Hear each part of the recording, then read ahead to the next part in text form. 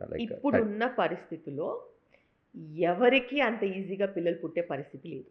ఎందుకంటే male fertility problems కూడా చాలా ఎక్కువైపోయాయి okay. Because of life style. అలాగే ఫీమేల్ ఫర్టిలిటీ ప్రాబ్లమ్స్ కూడా చాలా ఎక్కువైపోయాయి. అది పీసీఓడి అనొచ్చు, ఎండోమెట్రియోసిస్ అనొచ్చు, ఫైబ్రాయిడ్స్ అనొచ్చు, ఎడినోమయోసిస్ అనొచ్చు, స్థూలకాయ సమస్యలు అనొచ్చు, అండ్ ఏజ్. ఇవన్నీ కూడా చాలా ఇన్ఫ్లుయెన్స్ చేస్తున్నాయి. వీటితో పాటు స్పర్మ్ క్వాలిటీ ఒక 50 ఏళ్ల ముందున్న స్పర్మ్ క్వాలిటీకి ఇప్పటికీ చాలా డిఫరెన్స్ ఉంది. మెన్స్లో ఒక 10 టైమ్స్ స్పర్మ్ క్వాలిటీ పడిపోయింది. అంత బ్యాడ్గా పరిస్థితి ఉంది.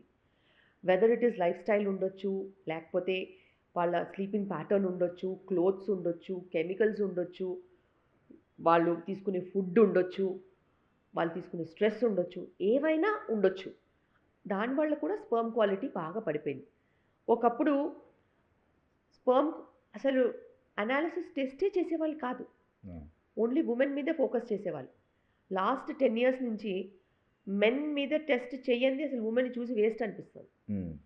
లాస్ట్ 3 years అయితే ఇంకా బ్యాడ్ స్పర్మ్ క్వాలిటీ పారామీటర్స్ చూస్తున్నాం. అంటే కపుల్లో మెయిన్ ప్రాబ్లం మెన్ నుంచి ఉంది. ఎస్, ఉమెన్ ఇష్యూస్ ఉన్నాయి, 100% ఉన్నాయి.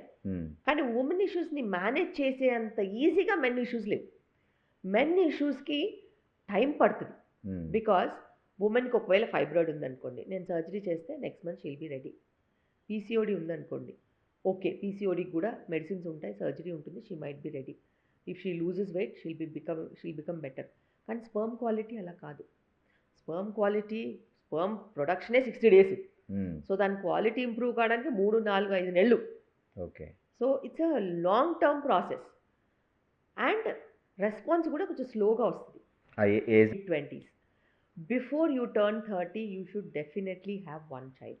Okay. It is very important. ఎందుకంటే రేపు మనము మంచి క్వాలిటీ పిల్లల్లో చూడాలనుకున్నా, వాళ్ళకి ఎటువంటి హెల్త్ ప్రాబ్లమ్స్ రావద్దనుకున్నా కూడా మనకి హెల్త్ ప్రాబ్లమ్స్ వచ్చే ముందు మనము ఒక్కళ్ళనన్నా కనాల్సిన అవసరం అయితే ఉంది. సో మీరు పిల్లలు కావాలంటే 30 లోపు ఒక బేబీ ఖచ్చితంగా ప్లాన్ చేస్తారు. అండ్ నా రికమెండేషన్స్ అయితే 30 లోపు you can finish your family. If you want have 2 children, finish 2 children.